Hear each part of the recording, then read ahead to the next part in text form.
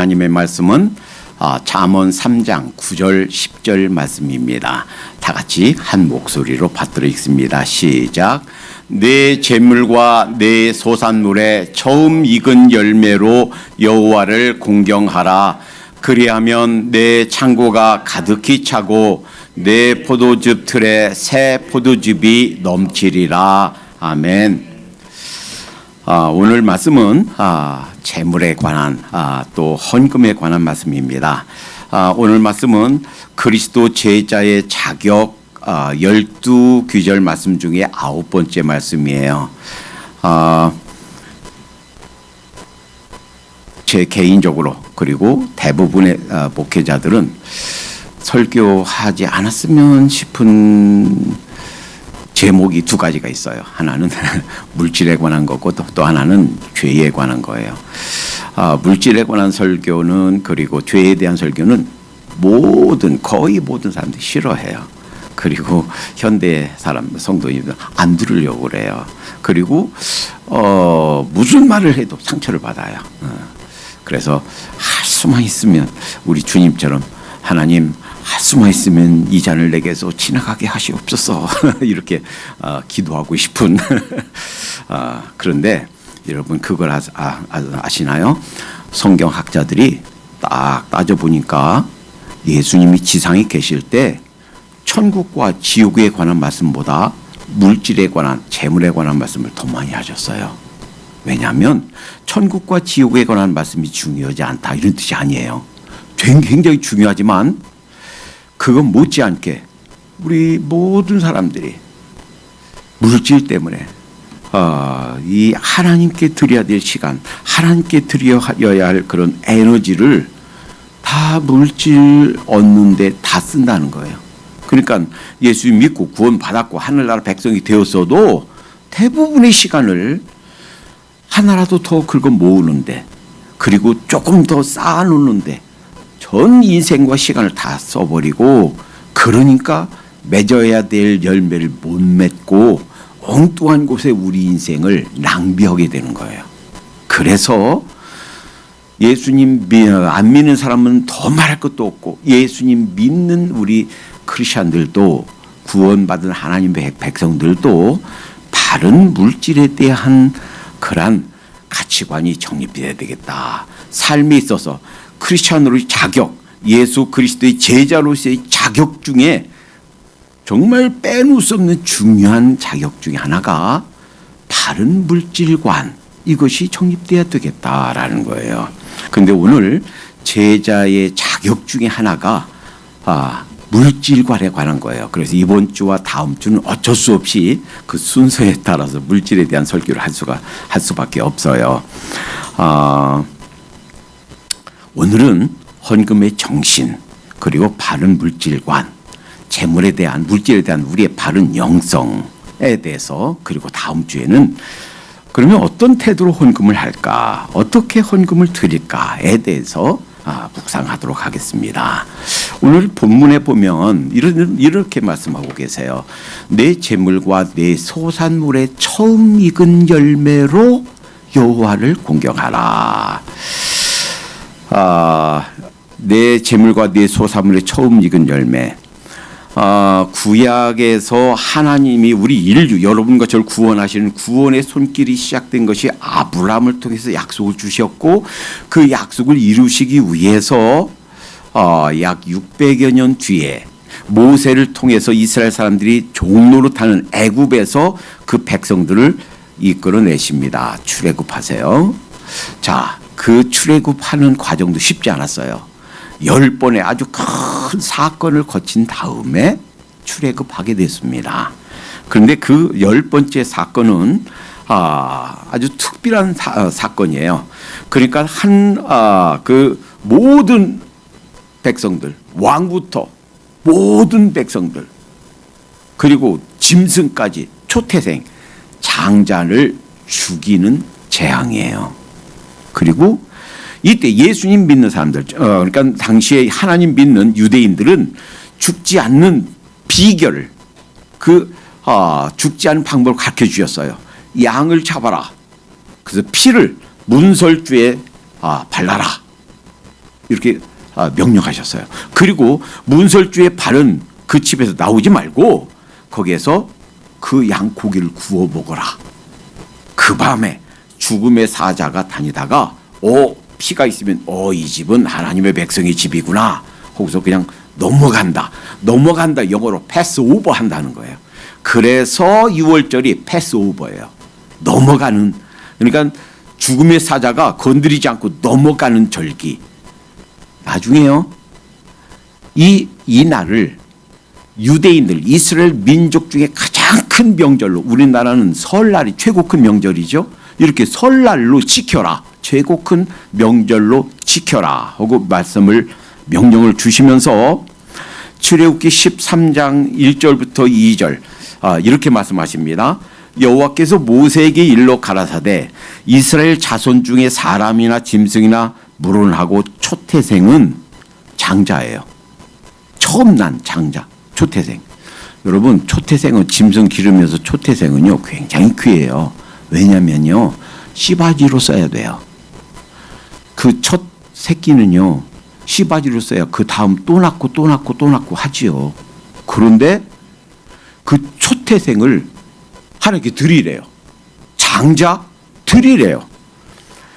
초태생은 다 거룩히 구별하여 내게 돌리라. 이는 내 것이니라 하니라. 그러니까 초태생이 내 거래요. 하나님께서 내 거니까 나한테 바쳐라 하는 거예요. 여러분, 조금 이따 또 다른 측면을 살펴보겠지만 우리 예수님 안에 들어온 여러분과 저는 모두는 초태생인 줄로 믿습니다.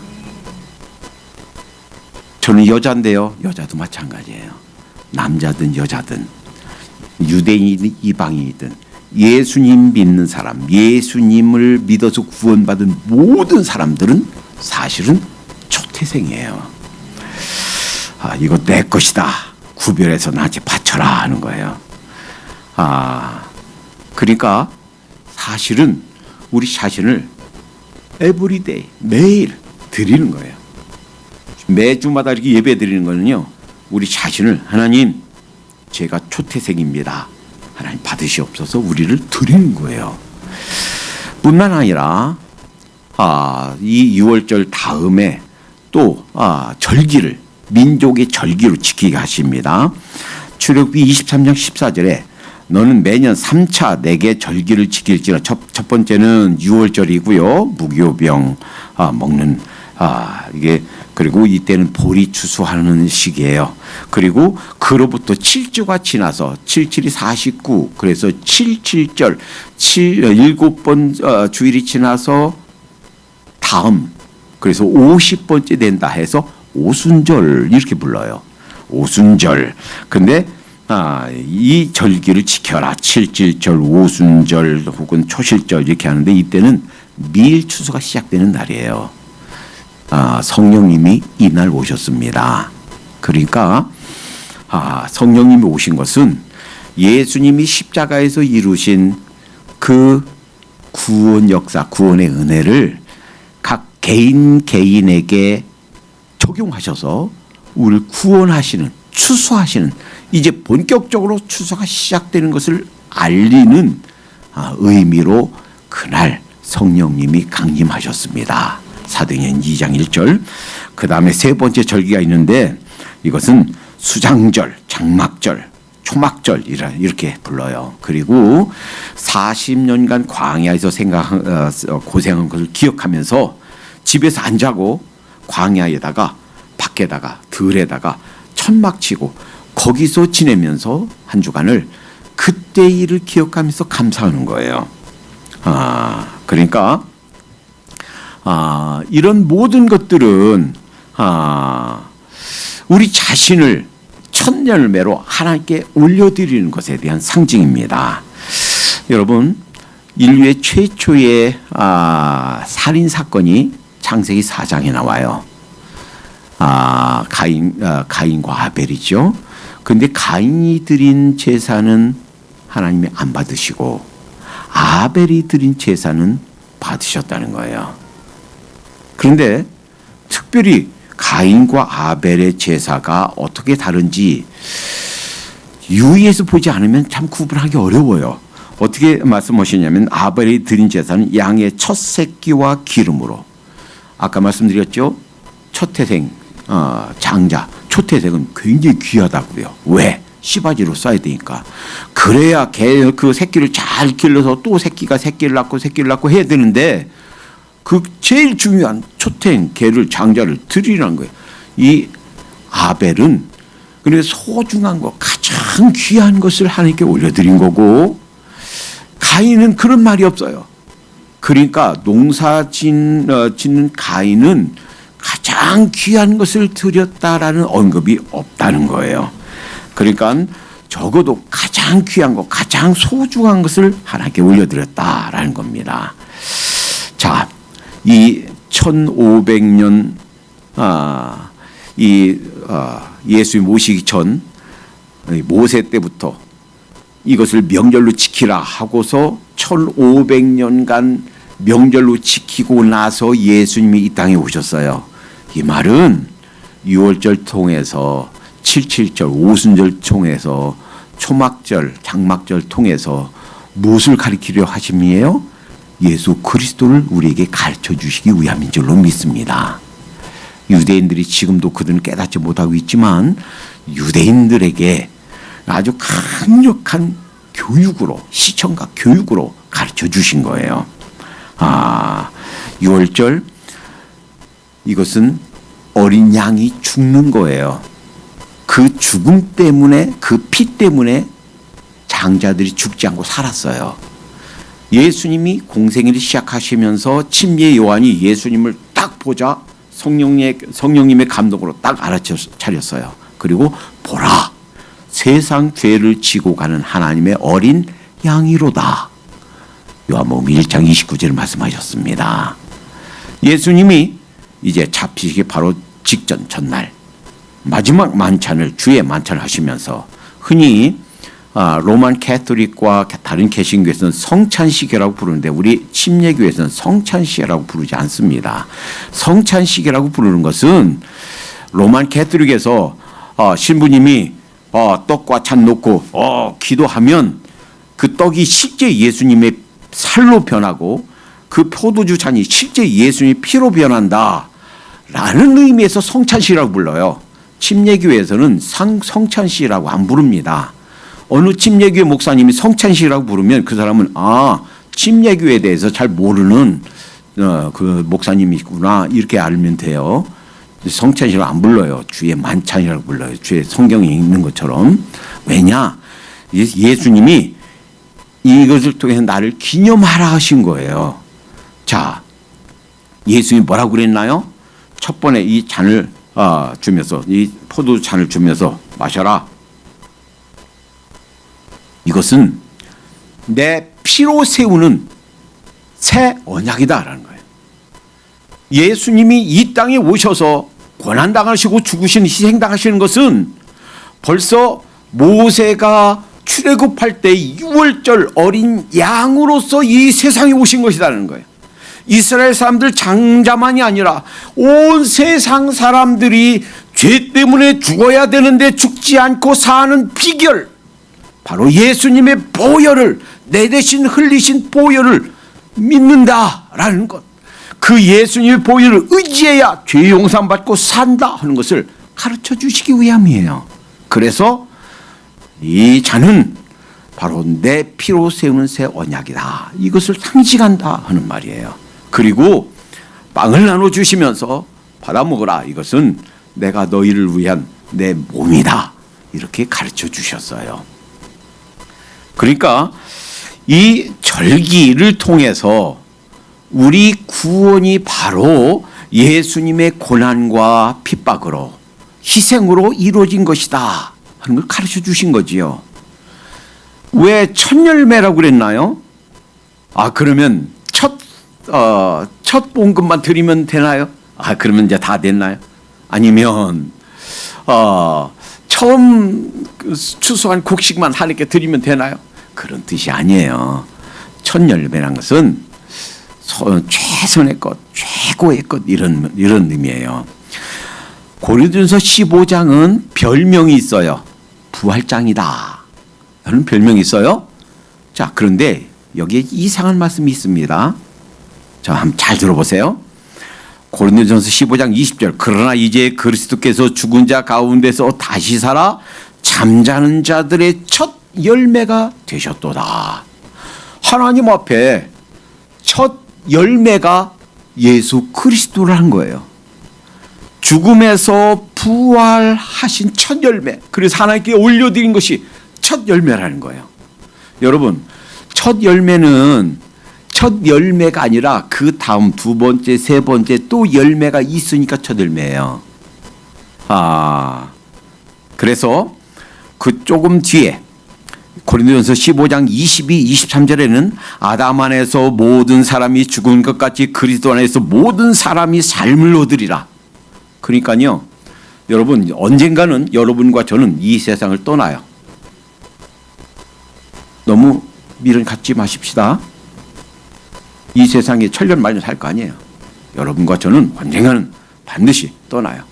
그런데 이 세상 떠나는 것이 서럽거나 두려울 게 아무것도 없어요. 왜요? 이 세상 떠나는 건 잠시 내 영혼과 육체가 잠시 분리되어 있을 뿐이지 내 몸은 그냥 무덤에 가지만 내 영혼은 그대로 다 살아있어요. 우리 모든 의식이 지금 있는 것처럼 다 의식이 있어요. 그리고 언제까지? 예수님 다시 오실 때까지. 그리고 예수님이 다시 오시면 우리 육체가 다시 부활함을 입어요. 무덤에서 다 부패돼서 다 없어졌어도, 자, 화장해서 다 태워서 가루가 돼서 흩어버렸어도 그 육체가 다시 일어나게 될 것입니다. 누구처럼? 나사로가 썩은 몸이 다시 부활한 것처럼 다시 부활하게 돼요. 우리 새 몸을 다시는 썩지 않고 죽지 않고 병들지 않고 다시는 이러한 불구가 되는, 어느 한쪽이 못 쓰게 되는 이런 일이 없는 완벽한 그런 육체를 입고 그 영혼과 우리 육체가 다시 만나게 돼요. 언제? 예수님이 다시 오실 때. 그러니까 두려울 일이 없어요. 우리 죽음을 두려워할 필요 없어요. 아무도. 예수님 믿는 사람들은 자, 이제 그 제3의 부활의 몸을 입고 예수님이 첫 열매가 되셨듯이 그 첫 열매와 우리가 결합되어서 연합되어서 다시 부활하게 될 것입니다. 그래서요, 고린도전서 15장 22절 23절 이렇게 말씀하십니다. 먼저는 첫 열매인 그리스도요. 그 다음에는 그리스도 강림하실 때 그에게 붙은 자요. 여러분과 저는 예수님께 붙은 자예요. 첫 열매에 붙은 자예요. 예수님이 첫 열매였듯이 여러분과 저는 예수님과 연합한, 예수님과 결합한 첫 열매인 줄로 믿습니다. 이번 주간에 우리 그 큐티 읽었죠? 우리 그대로 성경 그 큐티 읽으면서 제가 얼마나 은혜 받았는지 몰라요. 에베소서 2장 5절에 보니까 허물로 죽은 우리를 그리스도와 함께 살리셨고, 그러니까 여러분 침례가 뭡니까? 침례는 예수님이 십자가에 못 박혀 돌아가실 때 나도 예수님과 연합해서 죽었습니다 하는 걸 믿음으로 고백하는 거예요. 침례 받고 물에서 나오는 것은 예수님이 십자가에서 못 박혀 돌아가시고 장사 지낸 바 되었다가 다시 부활하셨듯이 그 예수님과 함께 저도 부활할 것을 믿습니다 라고 하는 것을 믿음으로 고백하는 게 침례예요. 누구와 함께? 그리스도와 함께. 그러니까 우리는요, 우리 예수님 일단 영접한 사람은 예수님이 우리 안에 거하십니다. 이제 나 혼자가 아니에요. 내 인생이 나 혼자가 아니에요. 어떤 사람이에요? 나는 예수님과 결합된 사람이에요. 믿으십니까? 나는 나 혼자 똑 떨어진 나 혼자만의 존재가 아니고 예수님을 믿어서 예수님 안에 거하시니까, 내 안에 거하시니까 내 존재는 나 혼자가 아니에요. 예수님과 결합된, 예수님과 연합된 존재예요. 그래서 그 예수님이 우리와 함께 결합된, 연합된 존재이기 때문에 더 이상 정죄함이 없습니다. 내 죄가 죄에 있다고 그렇게 정죄함이 없어요. 의로움을 입었어요. 동시에 부활하는 것도 그 예수님과 연합해서 부활하게 된다 하는 거예요. 그래서 그 예수님과 함께 살리셨고 또 함께 일으키사 하늘에 앉히시니 누구와 함께? 예수 그리스도와 함께. 그게 얼마나 큰 은혜입니까? 그러니까 이걸 아셔야 돼요. 우리가 헌금할 때요, 얼마가 됐든 헌금하는 것은 하나님 첫 열매인 것, 가장 소중한 것 올려드립니다. 예수님이 첫 열매를 하니까 올려드리셨듯이 저도 그 첫 열매인 예수 그리스도와 결합된 저도, 연합한 저도 예수님 다시 오실 때 부활하게 될 것을 믿습니다 하는 믿음의 고백이 물질 드림 속에 들어있다라는 거예요. 첫 열매를 드리라 하셨어요. 그러니까 이 헌금 드리는 문제는 단지 물질만의 문제가 아니고 이건 영적인 문제예요. 제가 잠시 몽고머리에서 일한 적이 있어요. 그때 저하고 같이 방 쓰는 그 옆에 방 쓰는 분이 이제 주중에는 와서 일하고 저하고 같이 일하고 같은 회사 일하고 주말엔 와서 이제 부인하고 교회 가는데 한 번은 이런 얘기해요.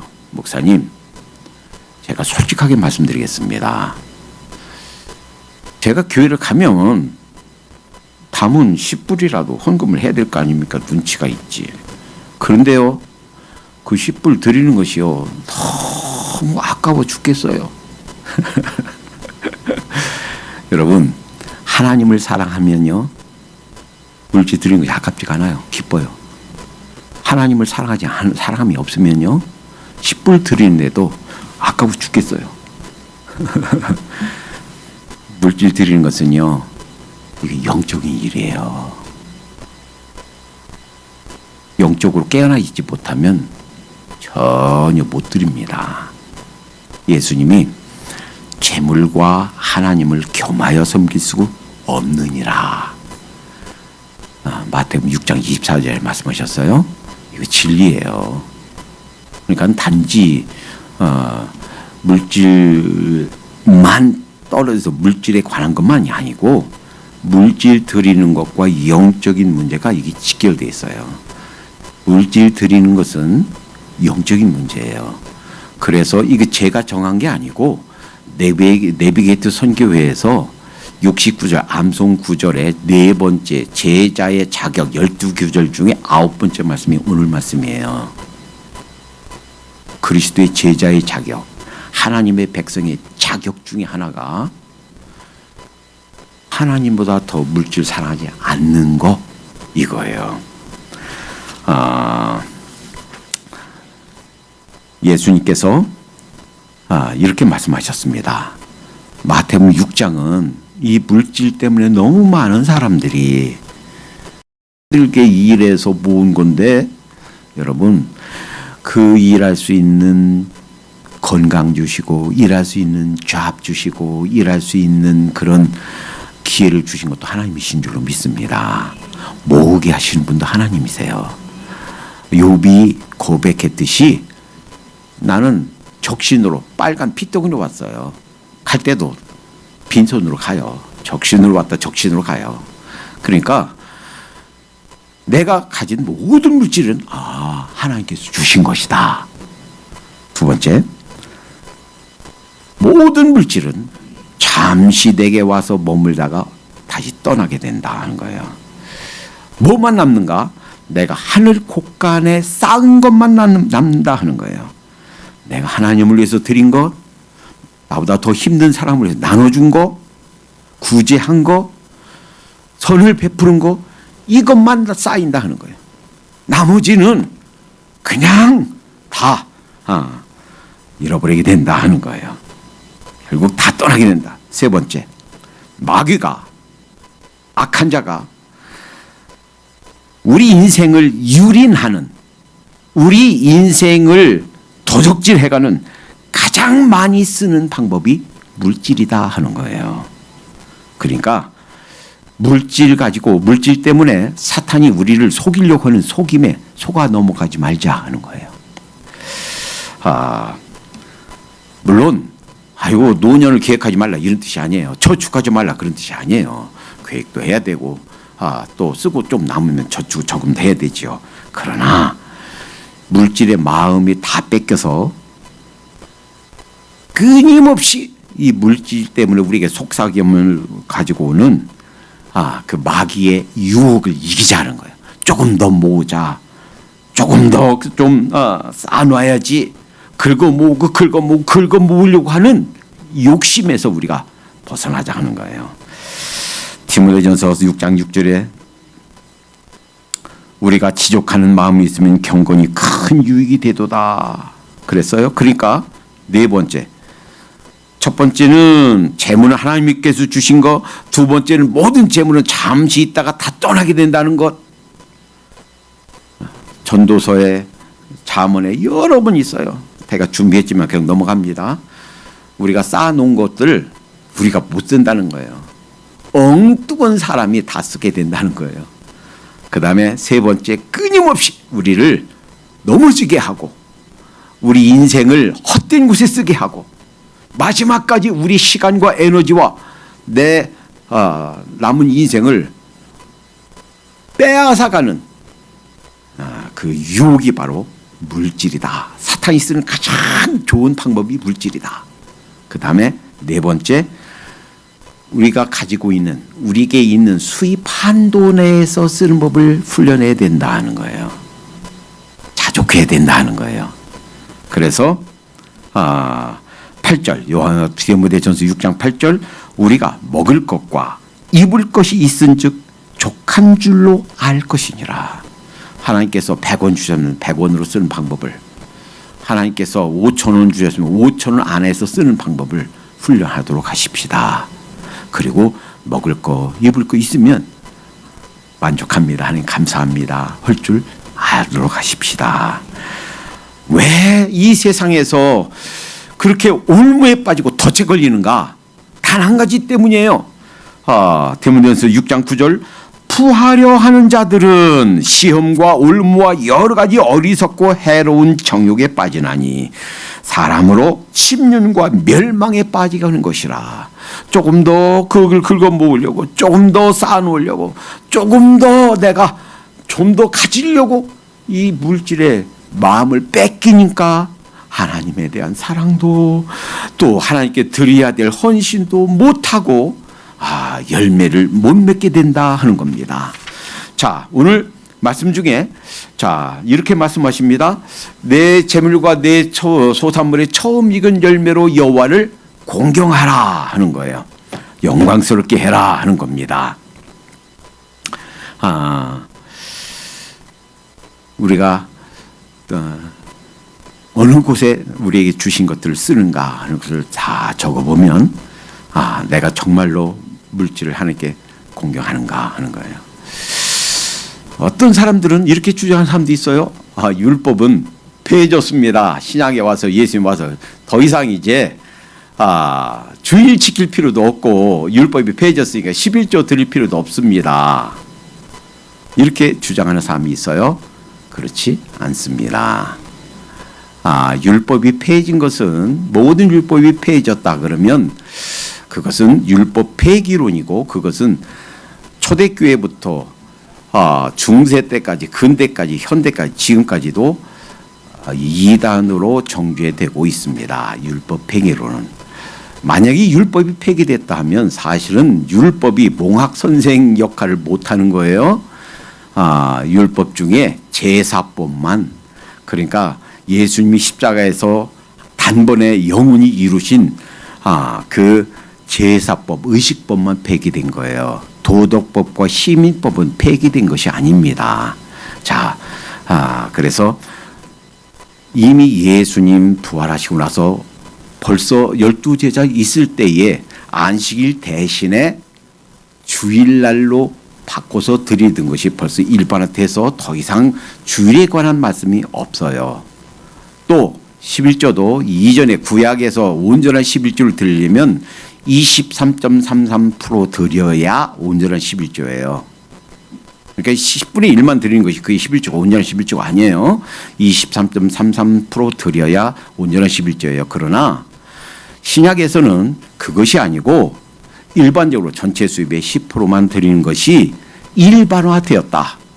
그래서 고린도전서 16장 2절에 벌써 수입을 얻은 대로, 만약에 그때 11조라는 개념이 없었으면 이렇게 말씀할 필요가 없어요. 그냥 정성껏 힘껏 헌금해라 이렇게 했지, 수입에 비례해서 헌금해라 이렇게 얘기를 안 했을 거예요.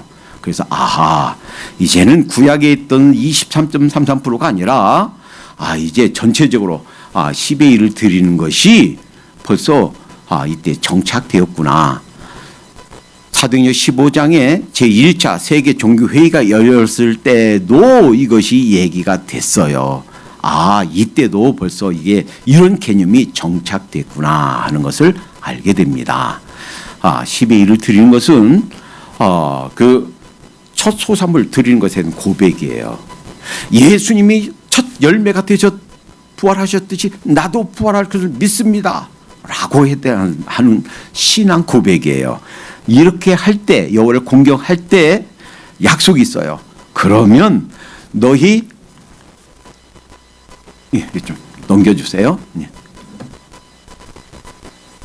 그럴 때 약속이 내 창고가 가득히 차고 내 포도즙 틀에 새 포도즙이 넘치리라. 너희 쓸 것들 주시겠다는 거예요. 여러분, 실제로 먹고 살고 내일 못 먹을까, 먹을 것이 없어서 고생되는, 마음이 염려가 되는 분이 한국에도 있고 여기에도 있어요. 미국에도 있어요. 그러나 염려하지 마십시다.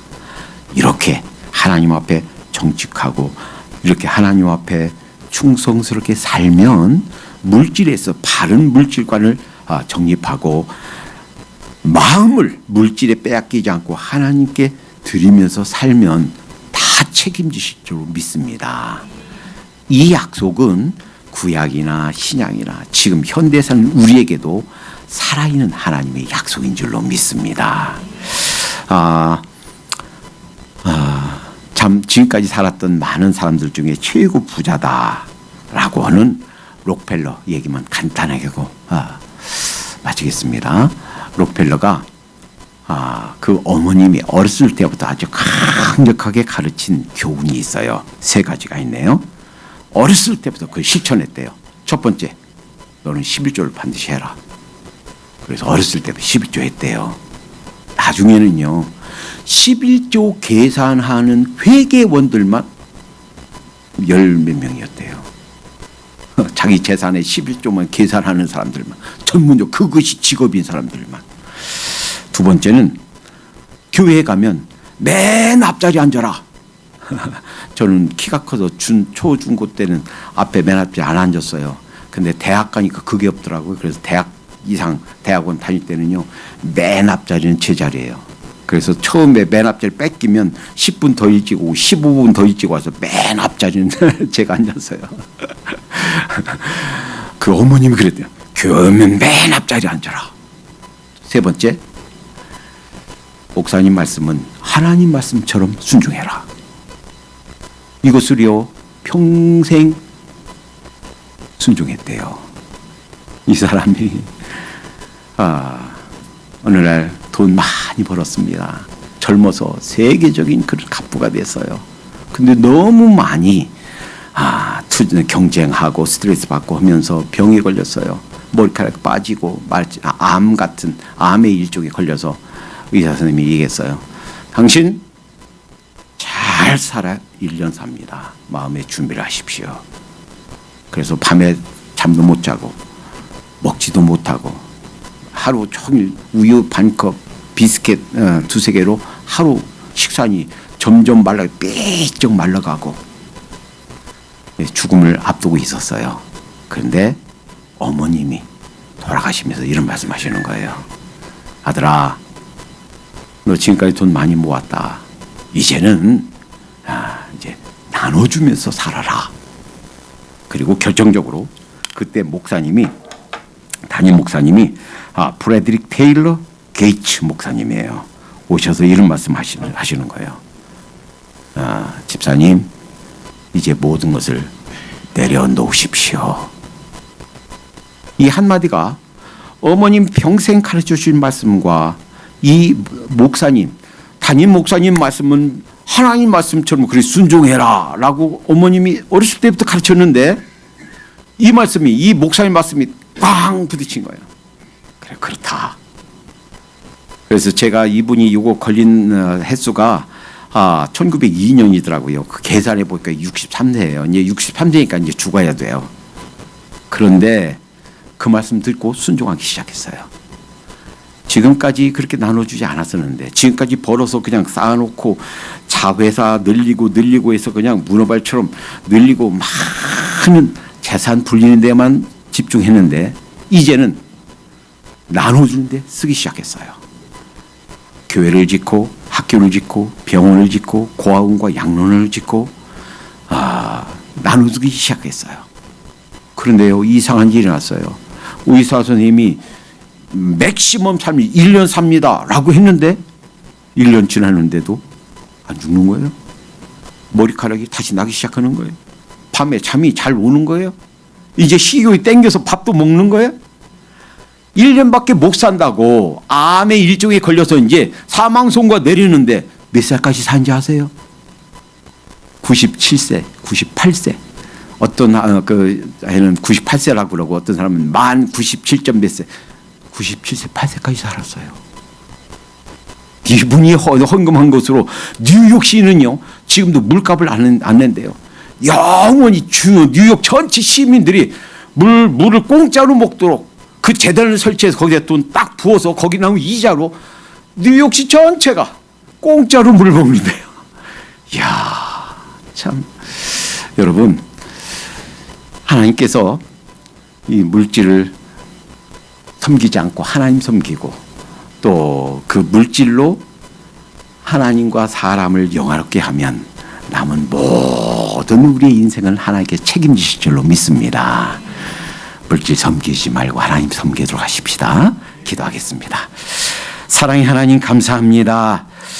하나님, 때로는 너무 많은 시간과 에너지, 우리의 은사들을 물질 모으는 데 보내고 물질에 마음 뺏겨서 하나님 섬기는 것을 잊어버린 때가 있었음을 용서해 주시옵소서.